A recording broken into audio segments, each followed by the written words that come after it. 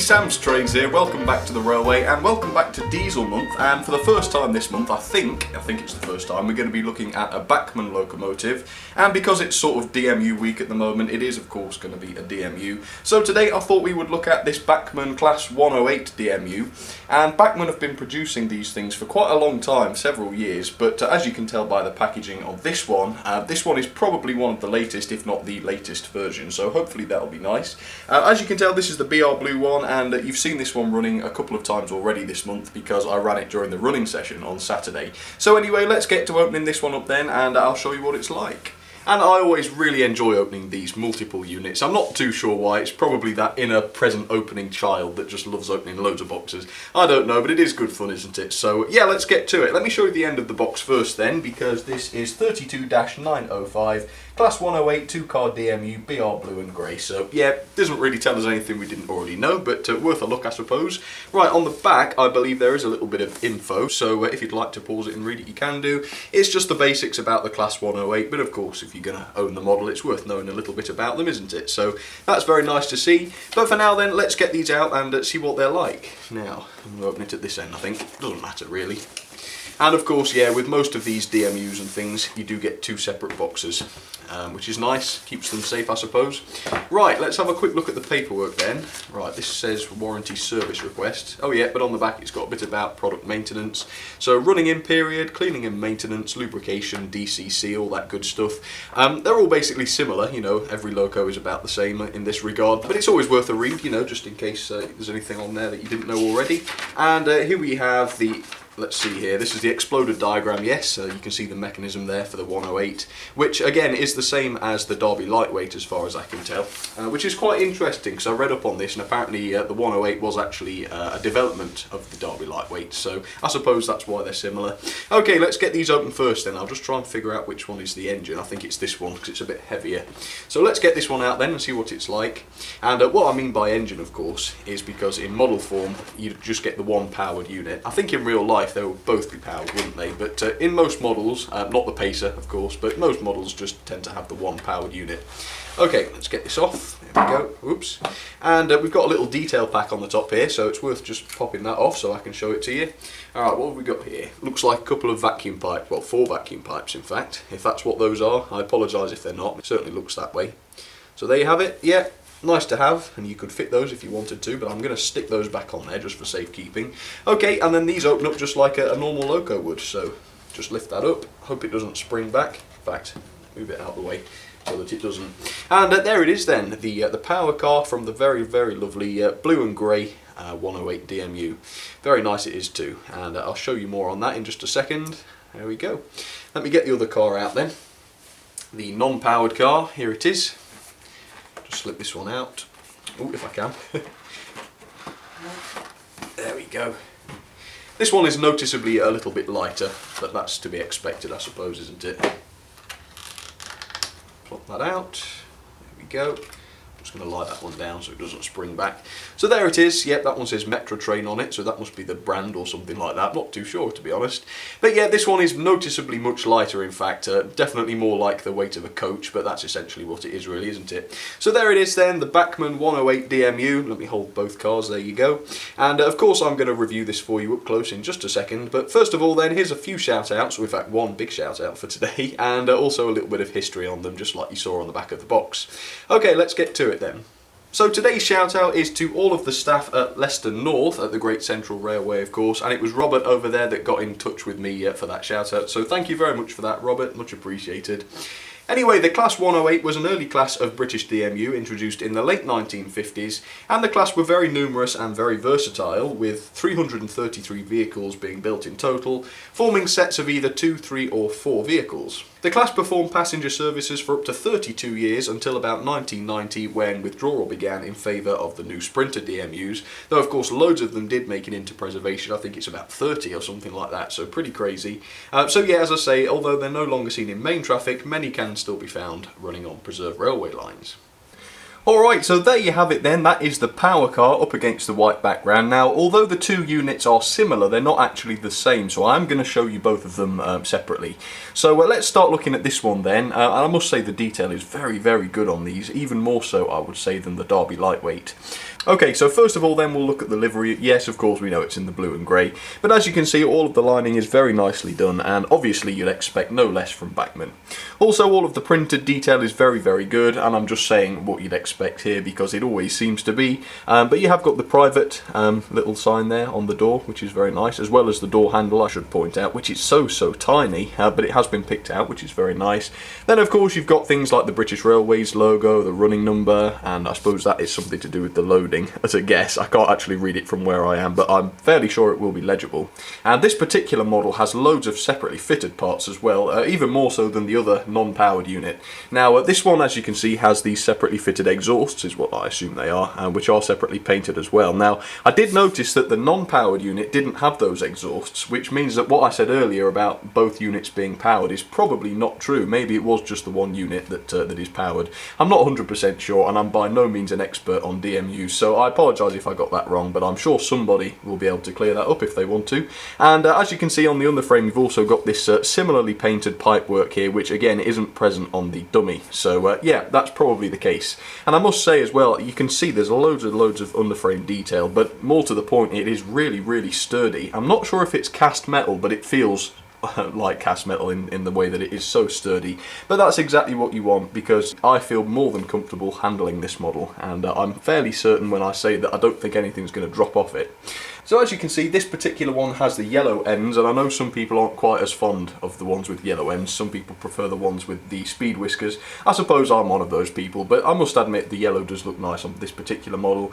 As you can see, once again, you have the separately fitted, I think, windscreen wipers there, which are very nice, as well as in the window there you can see one of those high voltage signs. And even though these DMUs of course didn't use those powered lines, they would have been running on lines that had been electrified, so of course it is necessary just to have those there for safety's sake. Right, this particular model, and I think this is where it differs from the Derby Lightweight, don't hold me to that, but I'll check later. This one does have sprung buffers, as you can see, which is very nice indeed. You know, it's a little bit of a gimmick, but it just shows quality, doesn't it? And inside the cab on these, you also have painted detail. Not a lot, mind, but it is nice just to see a little bit of colour inside there, and I think that does the job very, very nicely. And as you can see also, you've got the seating inside there, which is done out in the blue, which matches very nicely. And then you've also got little stickers on these windows here. I can't quite make out what that says. It looks like a logo of some sort, but I'm not 100% sure, but I noticed that the other one has those as well. Okay, well that's that unit then. I'm going to move on now because I don't want to spend too long on this particular one. So let's have a look at the dummy car then. Alright, so here it is then, the dummy car, and as I was saying, yes, quite a few differences. The most noticeable is probably the fact that you don't have that guard section back here. The whole interior is just seats on this one. And by the way, I didn't mention that that guard section is where the motor is housed on the other unit. Anyway, as you can see through this window, I did notice you can see there's a DCC socket there. And even though this one isn't powered, of course, there are lights in it. You've got interior lights for the passengers and whatnot, and then you've got the headlights and things. So if you wanted to chip this one, I suppose you would need two decoders, which is a little bit expensive, of course, but quite necessary if you don't want wires being bridged across the two units, which again is a little bit inconvenient. Okay, so as you can see, this side has the Metro Train logo, so I'll show you that. Yep, as I say, nicely applied. And also, although it doesn't have the exhaust at the back, it does have this interesting pipework up on the roof, which again, because of my ignorance, I'm not 100% sure what that's for, but if anybody could clear that up, that would be very much useful. And I don't believe that was on the other unit, so yes, quite interesting that. Inside also we have a section of very different looking seating, which I can only assume means that that little section at the front there is first class or upper class or something like that. The seats look a little bit more spacious, I must say, and of course, as I say, they're a different colour. But apart from that, it is very similar. The underframe, as you can tell, is a little bit different as well. But apart from that, yeah, basically the same thing. I'm not going to go into any more detail other than that, I don't think. Okay, let's move on then. I'm going to couple them together and get them down onto the track and see how they go. Alright, let's do it. So there it is then, the very, very lovely Bachmann 108, and even for a steam fan, which I am, I have to admit this thing is absolutely gorgeous, isn't it? And I think it's the colour scheme, the livery, that does it. I'm not too sure about that. I'm sure it would be lovely in green, but certainly this blue and grey is absolutely gorgeous. Okay, let's give her a little try then at slow speed and see how she does, shall we? Now, I would say, let me just get this started. Hang on. There we go. Right, she is actually moving at that speed, which is massively impressive, isn't it? Move her off a little bit. I know she's going out of shot. Let's bring her back. So, yeah, as you can see, amazing slow speed performance. I have a couple of tiny criticisms about the performance, but they're only very tiny. First of all, the sound. It is a little bit on the noisy side at times. It's no big deal at all, but it's just an observation because some of them aren't noisy at all, and it's worth pointing it out. And second of all, I would say it's a tiny little bit underpowered. It's just got the 2 driven axles, and there aren't any traction tyres on those, mind, which is a good thing in my book. But it does mean that if you wanted to make this up to a 4-car set or something like that, there wouldn't be a lot of power to spare, would there? So it might be a touch underpowered. I'm not too sure if that's fair or not, but that's just an observation. It's just my opinion. Now, another thing I've noticed is this thing does have lights, and the headlights and the tail lights and such are all very, very good. But it also has interior sort of lights for the passengers, which I mentioned earlier. Now that's a very, very nice idea, of course, but I just find them to be very ineffective, to be honest. Even with the lights on, they're barely noticeable. I mean, what shall I do here? Where's the power car? Right, I'll lift this one up and I'll put it up to full power.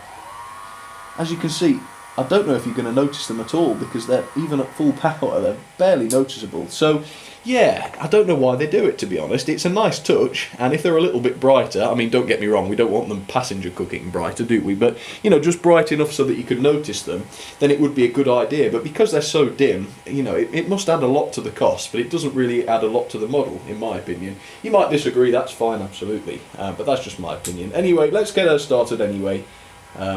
Moving her off, nice and gentle, move off. Very good smooth runner though. Have I derailed something? Sounded like it. Seems alright. Okay, let me show you what's on the other lines then. So, on the middle line I've got the HST, the 125, which I suppose technically you might be able to call a DMU. And I've not run that one in a long while, so here it comes now, with the CD motor.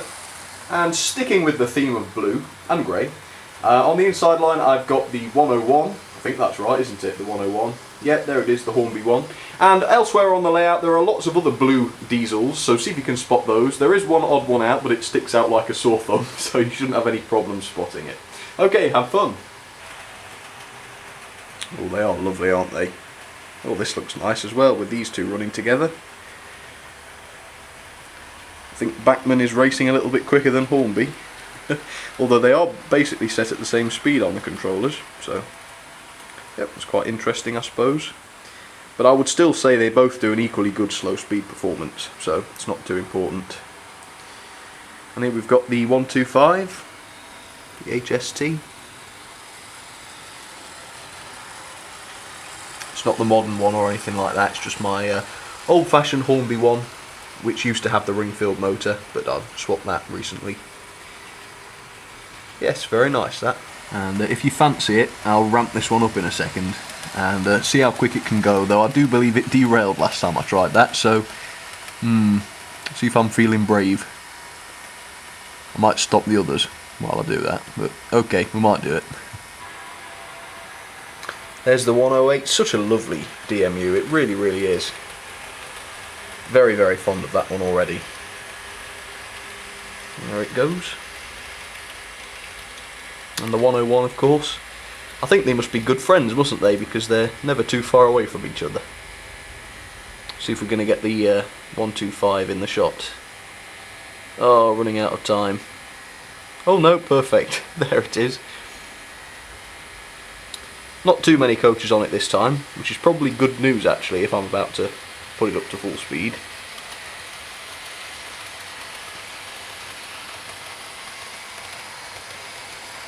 Bit of a mishmash of coaches on there, I'm afraid. Yeah, a few different sorts, but looks alright, doesn't it?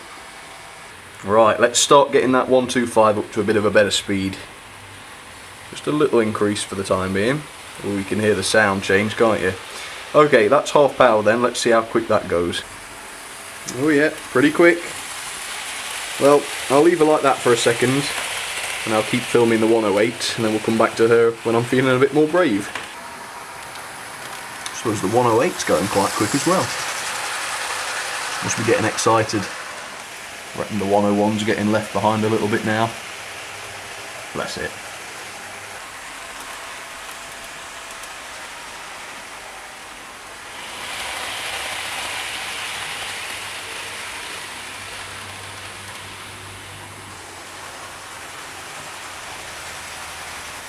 And now for my ratings then, for the very lovely Bachmann 108. Detail, I was extremely impressed with this, so 10 out of 10 there. The lights, the separately fitted parts, the paintwork, it's all spot on as far as I can tell.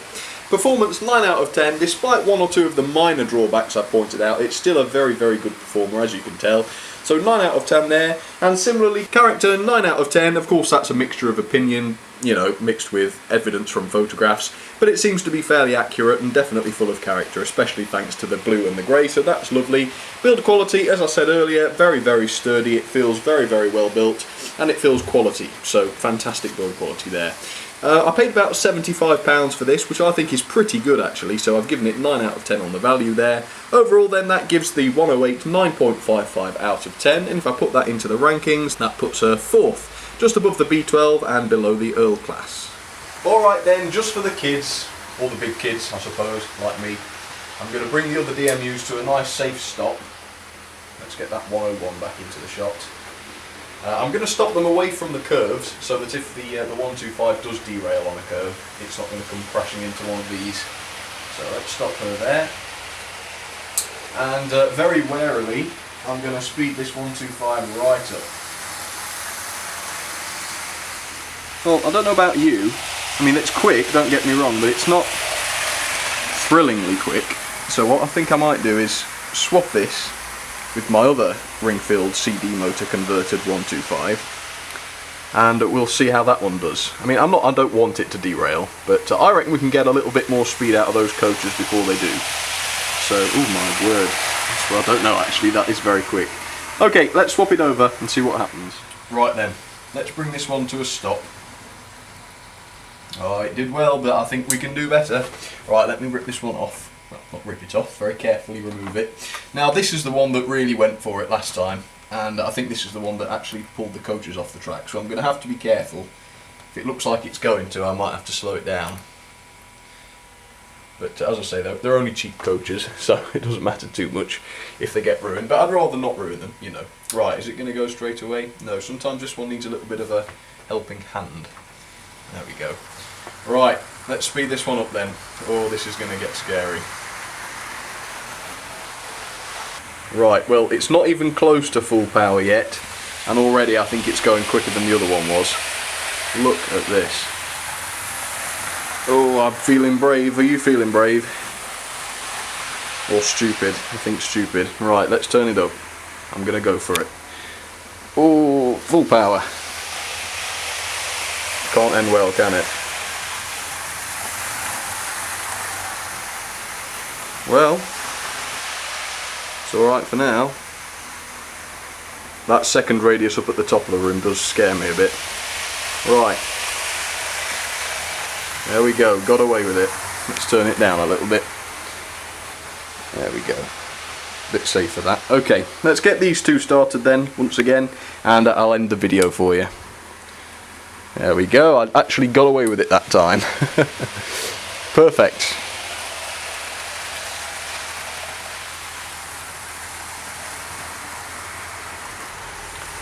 Alright then folks, well I do hope you enjoyed that. That was my review of the Bachmann Class 108, and of course if you did enjoy the video, please feel free to leave it a like or even a comment, just because I do love it when you guys get in touch with feedback and whatnot. Also, if you'd like to, feel free to check out the Facebook pages or the Twitter pages, and those are at facebook.com/samstrains or twitter.com/samstrains. And don't forget, I can now look at your locos for servicing and repairs, so if you've got a loco that's in trouble, do feel free to send it to me. I have had a couple of these Bachmann DMUs in recently actually, so yeah, quite used to doing those now. If you are interested, just send me an email to samstrains@outlook.com and I should be able to help you out there. But for now folks, here's a little update on the Wall of Fame. Not done anything on this for a little while, and there are still a few more to print out actually, so apologies if I haven't done yours yet, but I will get around to it. Alright folks, that's it I think. Thank you once again for watching, lovely to have your company as always, and I'll see you next time. Diesel month is coming to an end, but there is one very special video coming up next, and I think you're going to like it. Okay, see you soon.